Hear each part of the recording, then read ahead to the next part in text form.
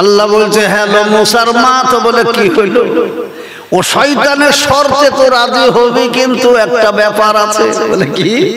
তুই ওকে বলে দে সন্তান মানুষ করার দায়িত্ব নেব, কিন্তু তোমার বাড়িতে থেকে হবে না, আমার বাড়িতে নিয়ে যাব। হ্যাঁ হ্যাঁ বলে দিল, দায়িত্ব নেব, আপনার সন্তান মানুষ করবো, কিন্তু এখানে থেকে তো হবে না, আমাকে নিতে হবে বাড়িতে। কেন? আরে আমি যদি এখানে থাকি তাহলে আমার বাচ্চা বাচ্চারা মানুষ কি করে হবে? তাই তোর কাছে ছাড়া তো দুধও কারোর খাবে না, তো জানি, কিন্তু প্রত্যেকদিন দেখাবি জানো? হ্যাঁ তা দেখা, ঠিক আছে। চলে যাচ্ছে, আবার ফিরে এলো। ফিরে কি হলো? চলে ওজোর আমি গরিব মানুষ, আপনার ছেলে মানুষ করবো, তো ফিরি ফিরি। আরে ফিরি ফিরি মানে আমার ছেলে তুই মানুষ করবি, তুই কি দেশে গরিব থাকবি? এই জালেমি নিয়ে নে, আর যখন দরকার তা পাবি তাই পাবি। দেখেন কুদরতের খেলা, একেই তো বলে কুদরতের খেলা। যার ছেলে তারেরই কোলে, ফেরাউনের পয়সায় সংসার চলে। কি কুদরতের খেলা বাবজি? জোরে বলুন, কথা তাই কি না? এই জন্য তো আমি বলি বাবজি, কাদের কুদরত তো দাঁড়িয়ে হরতে খাহিয়া কুলি, কাদের কুদরত তো দাঁড়িয়ে হরতে খাহিয়া কুলি, মুর্দারা তো জানে বখশি জিন্দারা বেজাকুনি। দয়াল রহমান কে পারে বুঝিতে তোমার শান, তুমি জিন্দাকে মারিতে পারো, দিতে পারো মরাই জান, কে পারে বুঝিতে তোমার শান। সব আল্লাহর ইচ্ছা। বাবা মানুষ হতে লাগলো, চলতে লাগলো, হামাগুড় দিয়ে বেড়াতে শিখেছে কে? মুসা আলাইহিস সালাম। আর ফেরাউনের মুখে বড় বড় দাড়ি ছিল। সে শয়তান এত শৌখিন ছিল, প্রত্যেকটা দাড়িতে মতির দানা পরানো থাকতো।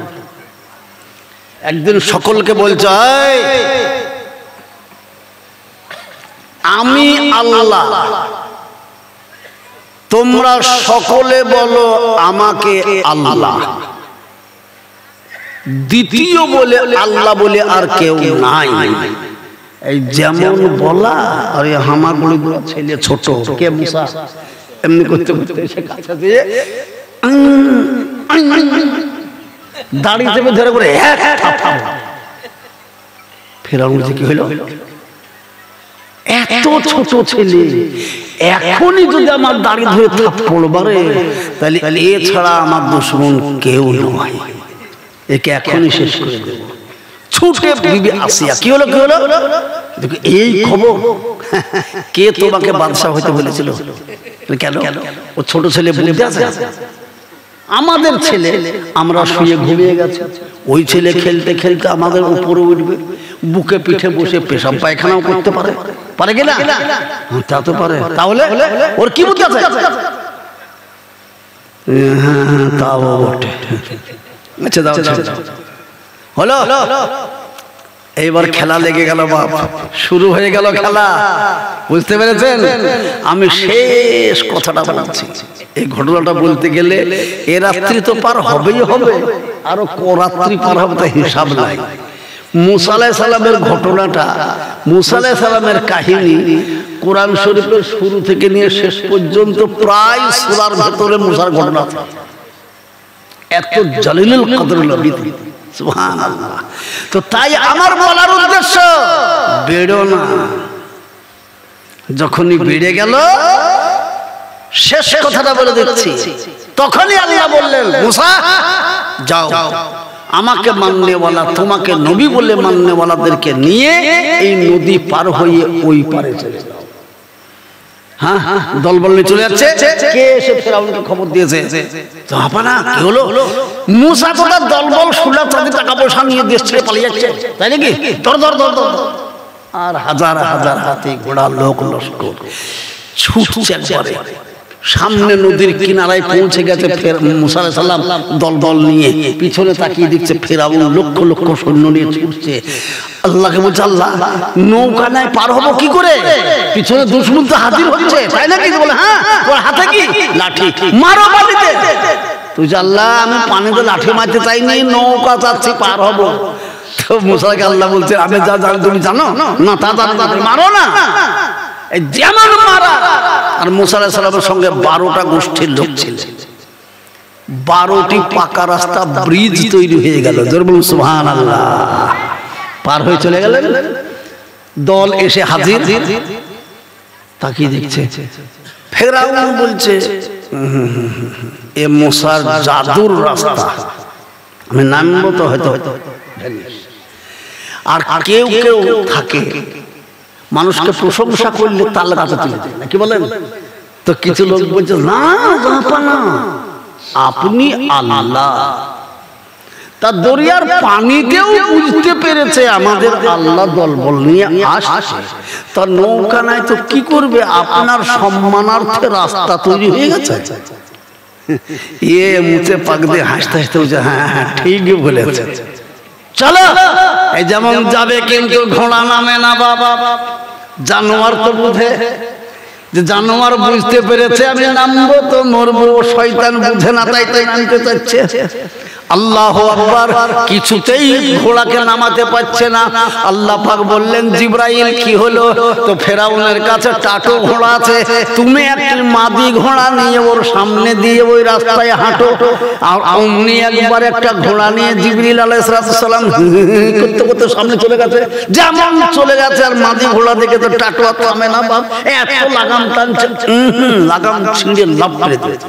যেমন লাফ মারা, তার লাফ করা দেখে সমস্ত ঘোড়া এবং সৈন্য নদীর মাঝখানে, যেমন নদীর মাঝখানে। আল্লাহ বলছেন দরিয়ার পানি, আমি তোমাকে বলেছিলাম আমার দোস্তদেরকে পার করে দে, আমার দোস্তরা তো পার হয়ে চলে গেছে, এখন তুমি রাস্তা বাকি আছো, এখন যে রাস্তাতে আমার দুশমন নেমেছে, যেমন বলা রে বাবা।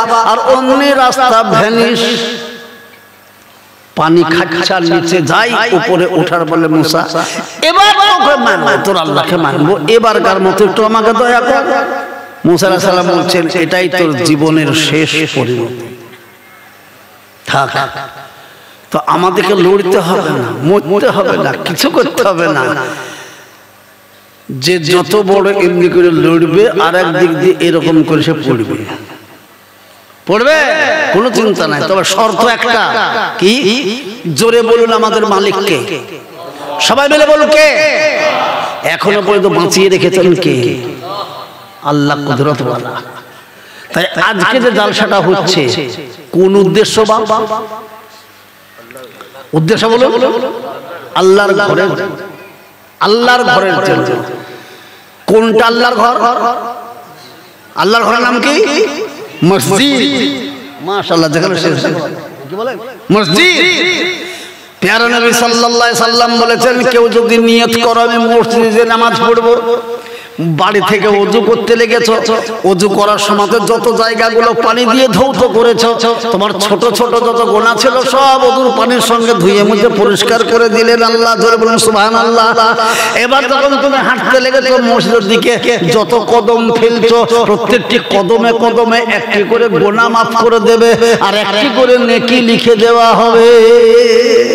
জোরে বলুন সুবহানাল্লাহ। এবার যখন আমি চলে এলাম মসজিদের বারান্দাতে, এসে বলছি ডান পা দিয়ে প্রথমে আল্লাহুম্মা আফতাহ লি আবওয়াবা রাহমাতিকা, আল্লাহ আমি তোমার রহমতের দরওয়াজাতে ঢুকেছি। আল্লাহ পাকের প্যারা হাবিব বলছেন তুমি রহমতের দরওয়াজাতেই ঢোকো নাই, তুমি কোথায় ঢুকেছো বলো? তুমি পবিত্র জান্নাতে ঢুকে পড়েছো। জোরে বলুন আলহামদুলিল্লাহ। কেননা জনাবে রাসূলুল্লাহ সাল্লাল্লাহু আলাইহি সাল্লাম এক সময় সাহাবায়ে কেরামদেরকে জিজ্ঞাসা করছে এই মসজিদকে লক্ষ্য করে, বলো এই ঘরটা কোন ঘর? সাহাবারা বললেন ইয়া রাসূলুল্লাহ এটা তো মসজিদ, খানায়ে খোদা।